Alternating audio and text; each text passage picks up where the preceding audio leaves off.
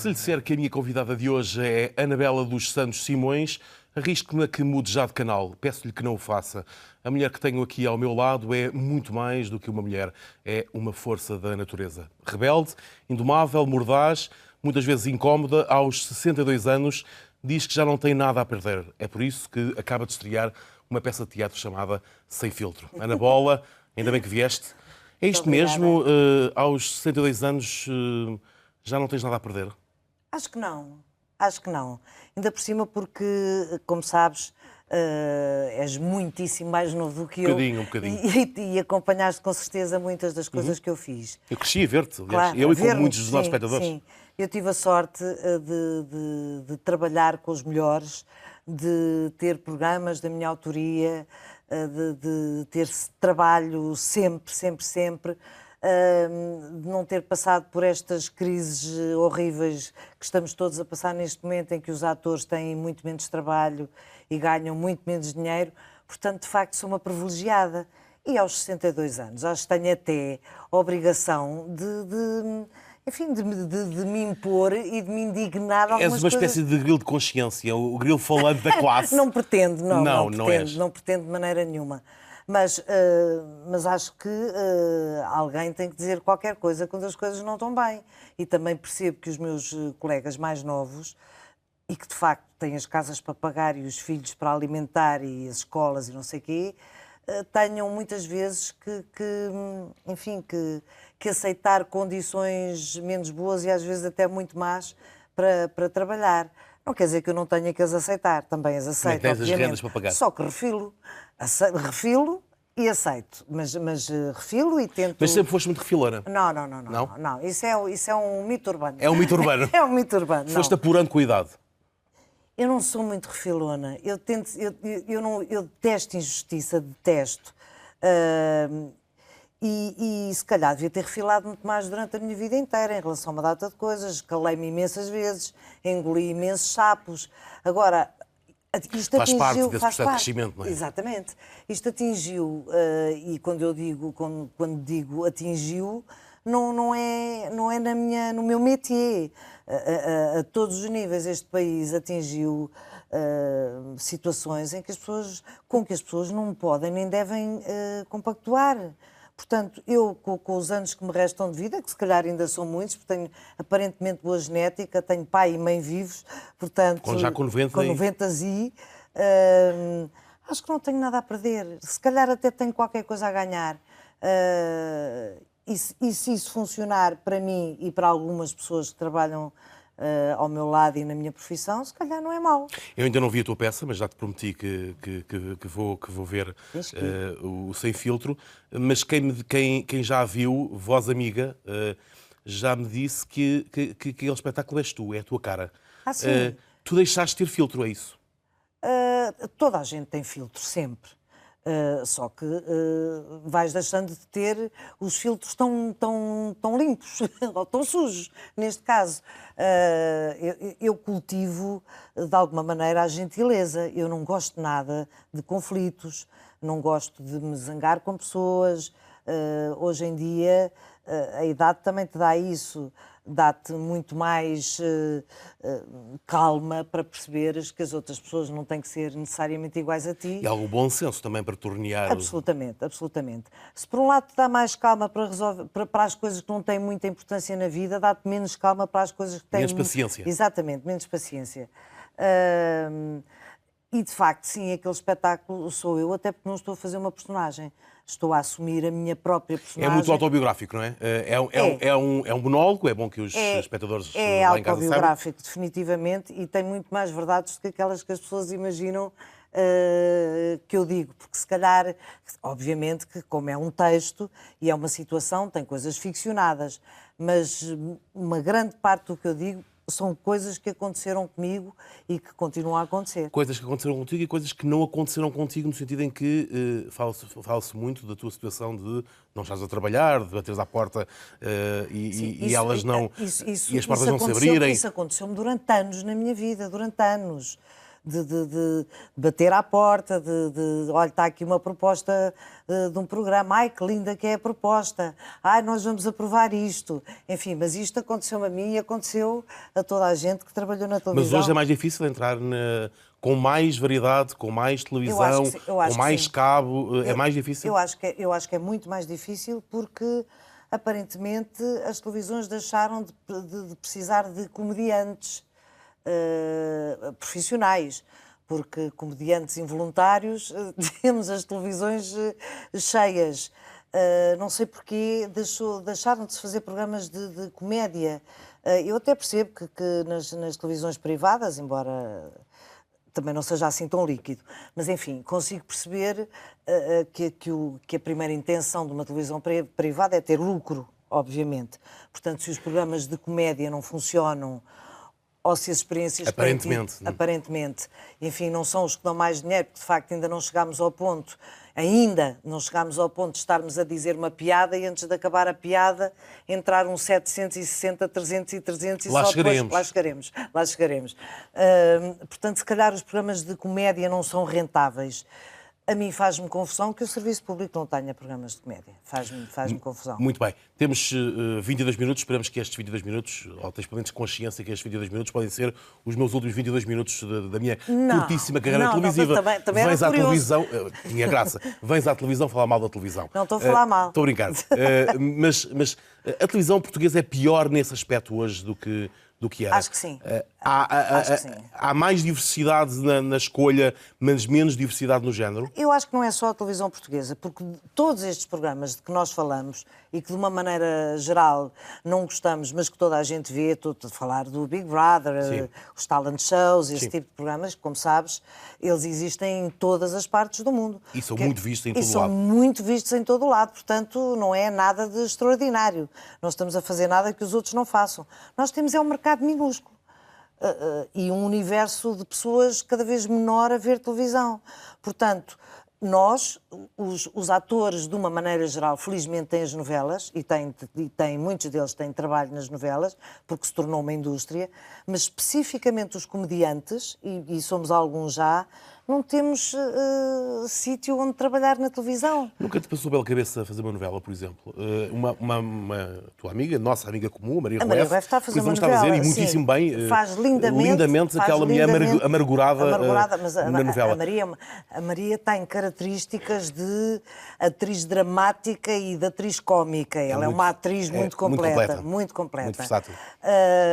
Eu não gosto particularmente do formato da novela, e até sou freguesa de algumas novelas, muito também para ver os colegas, mas não sigo todos os dias, mas enfim, vejo novelas e não tenho rigorosamente nada contra.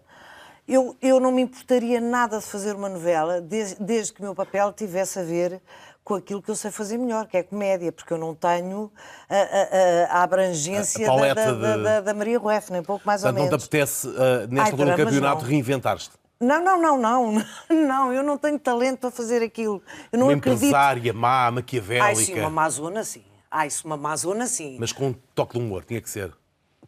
Todos os bons mauzões, tanto no cinema como na televisão. No final com uma... Sim. Um grande final. Tem sempre um piquinho de humor negro, eu adoro humor negro. Agora, fazer uma dramática como a Maria Rueff faz aquela mulher, eu não era capaz de chorar, não acredito, dá-me vontade de rir. O que é que tu queres? Os atores não têm que fazer tudo, não têm. Há quem diga que sim, que os atores têm que ir a todas.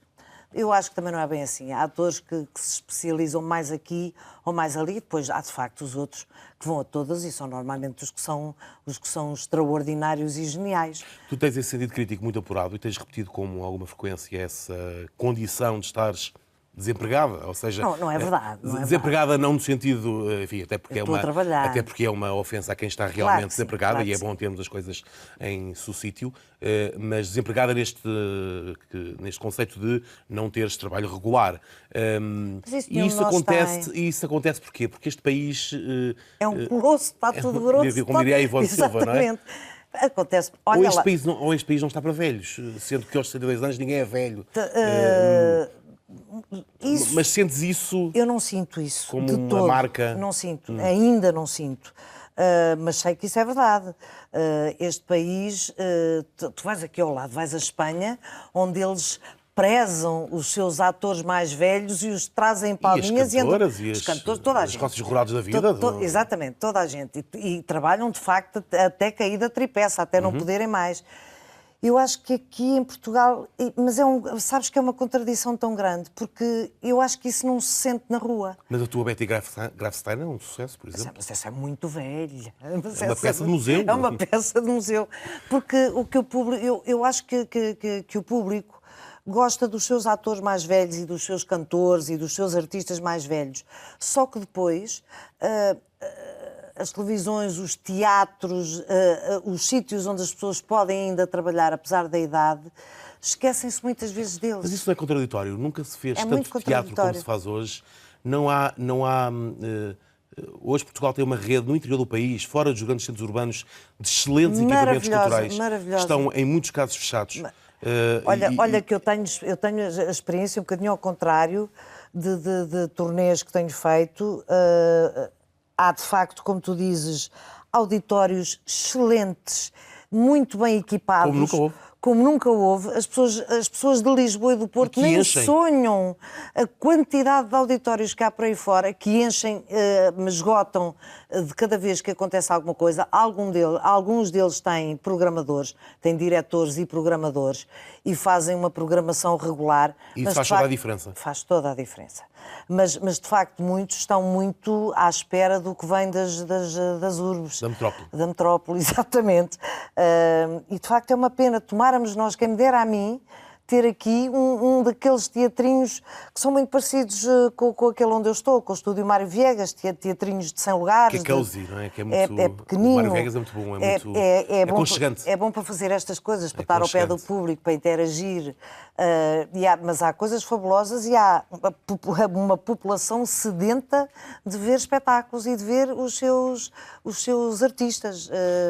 Tu zangas-te com o país, mas ao mesmo tempo és um otimista sempre. Ou seja, pelo menos a ideia com que tu deixas passar sempre nas tuas entrevistas, apesar desse desencanto que tens com o que se passa, mas depois há sempre um lado de ternura para com o país.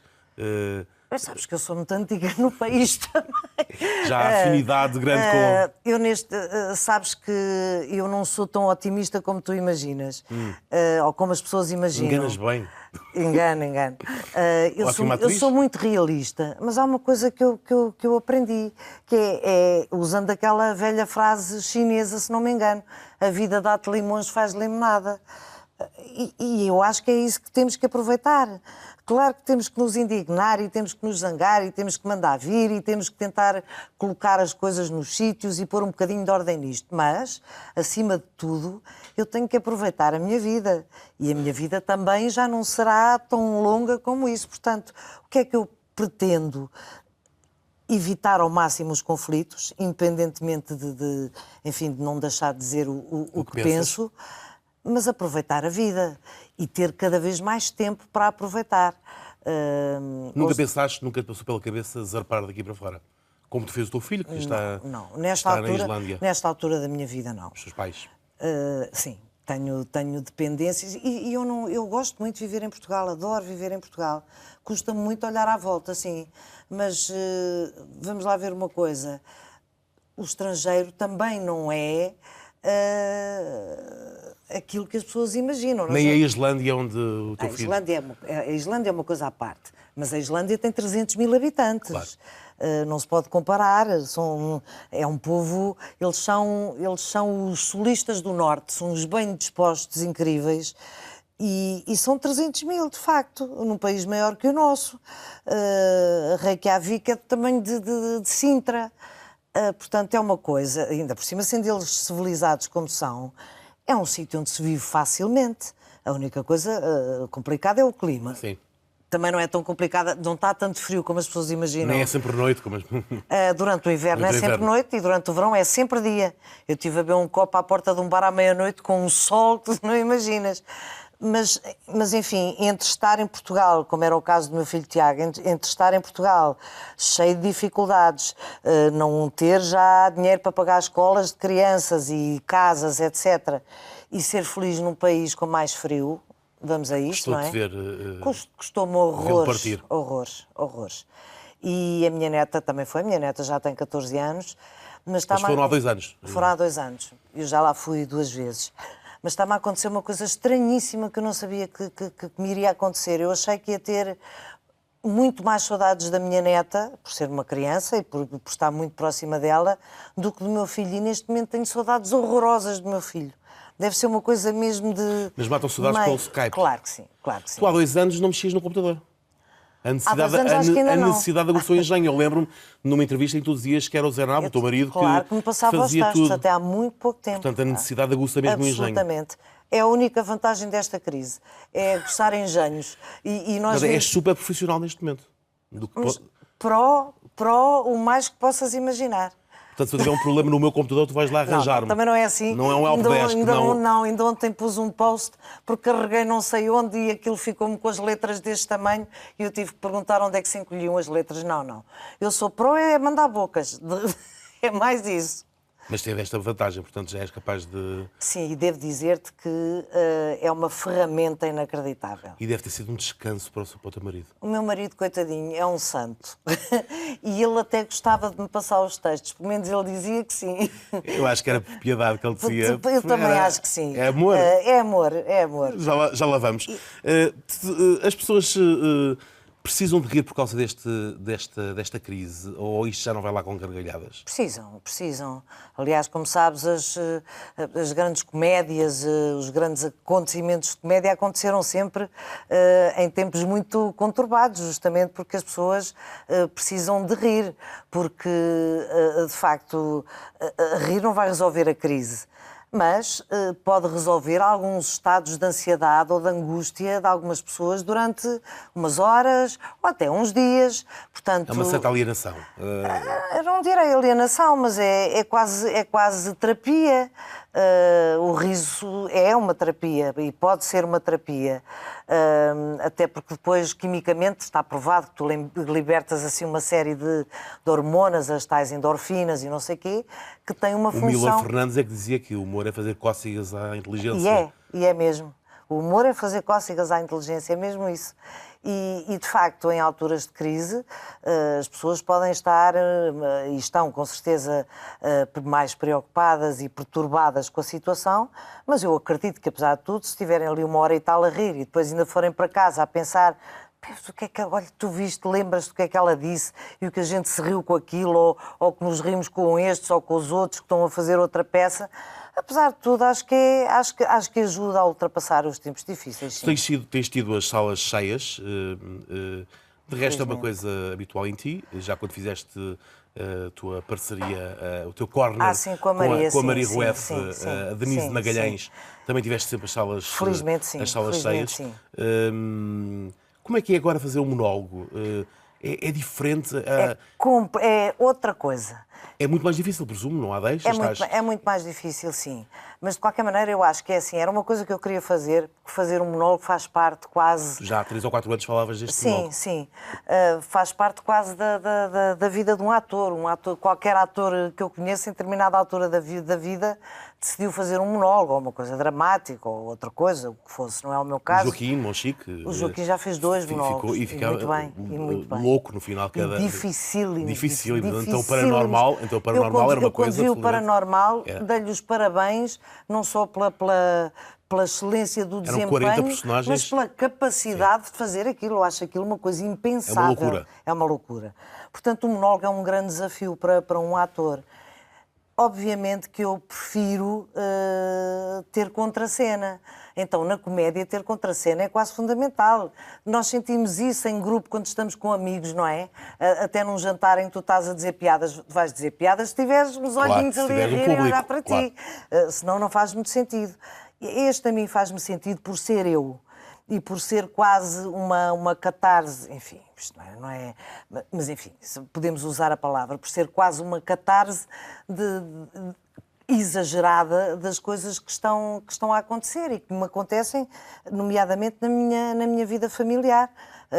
Eu tenho pai e mãe, o meu pai com 94, a minha mãe com 90, um sogro com 91 e uma sogra com 89.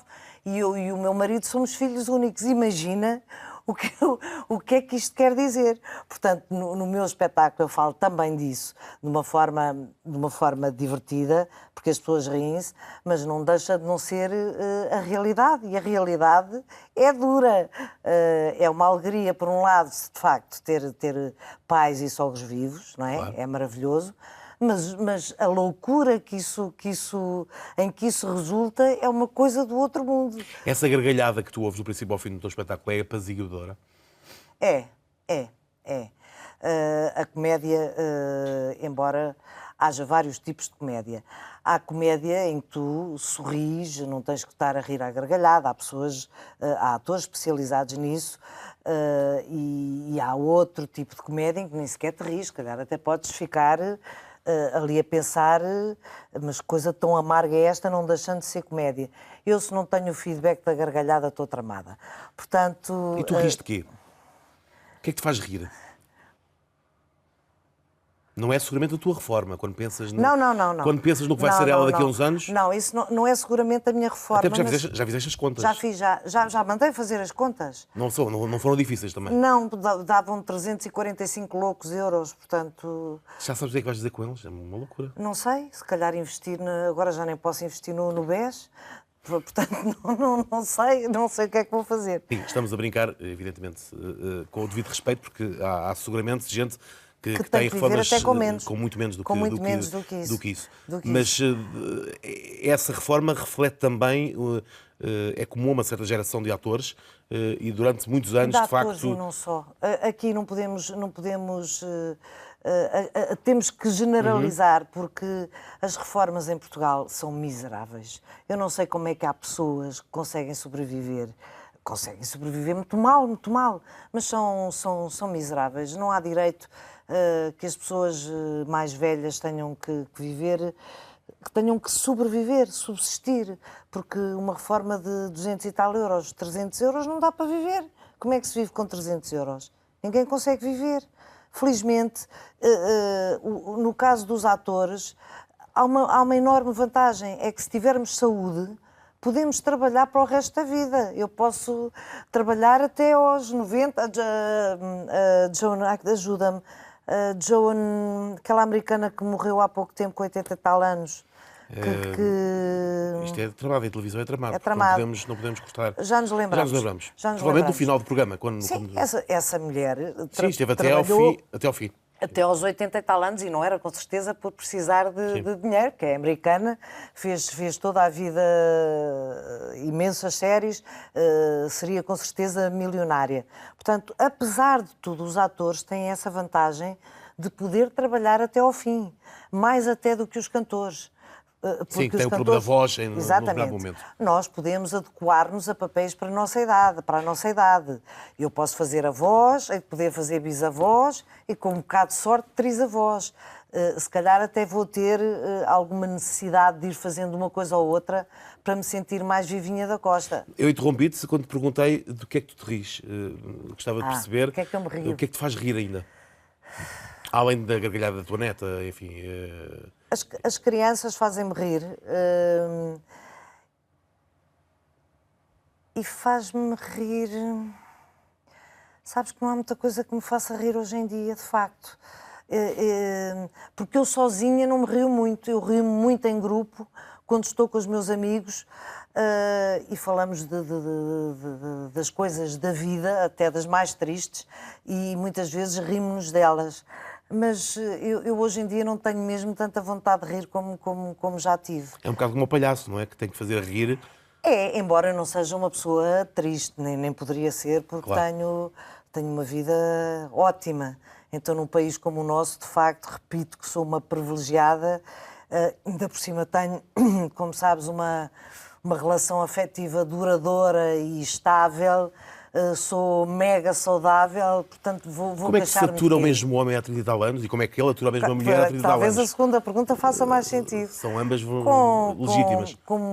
Respeitando muito a liberdade um do outro, é a única maneira. Vocês são ambos filhos únicos. São ambos filhos únicos. E ambos precisam muito do vosso espaço. Absolutamente. Somos ambos dois solitários que conseguimos estar... Como é que isso se casa? Como é que conseguimos estar no mesmo espaço e estarmos sozinhos ao mesmo tempo.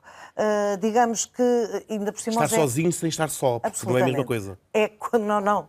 É não tem nada a ver. Coisa, não tem nada a ver. Eu não conseguiria viver com alguém que preenchesse esse meu espaço.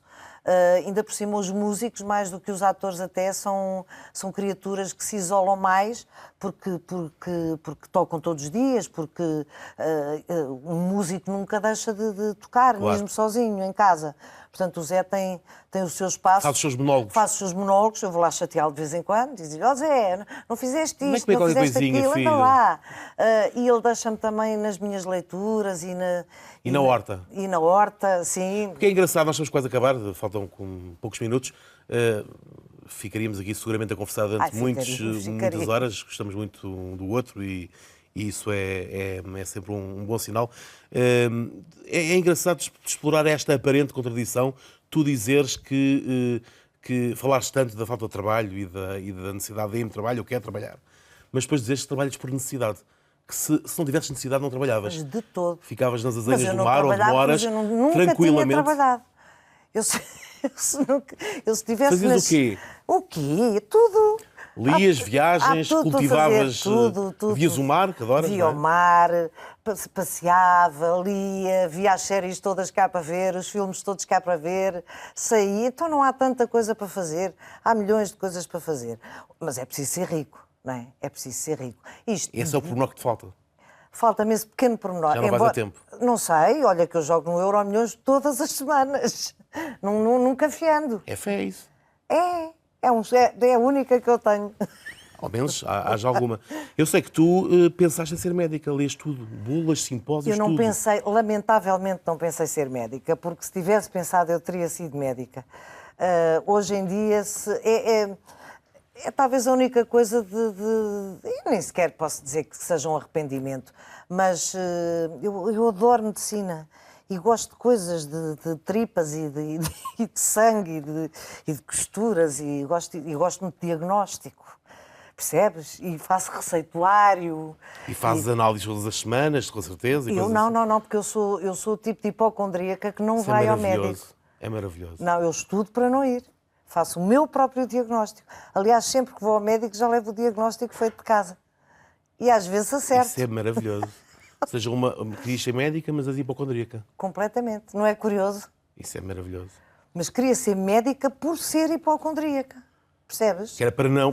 Era uma catarse, no fundo. Não, é que tu sabes tão bem... Era desafiar... Absolutamente. Tu sabes tão bem como... Para que é que eu vou lá? Eu já sei. Exato.